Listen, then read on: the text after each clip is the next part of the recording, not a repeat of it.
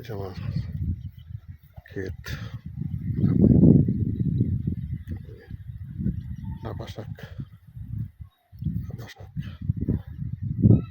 সব কলার গাছ, এটা হলো আলু, তারপরে মরিচ ক্ষেত,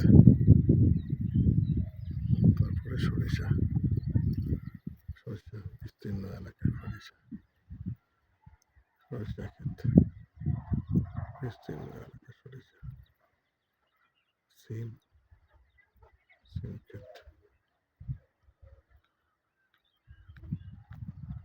এটা হলো বিছন, বড় ধানের বিছন বাড়ি।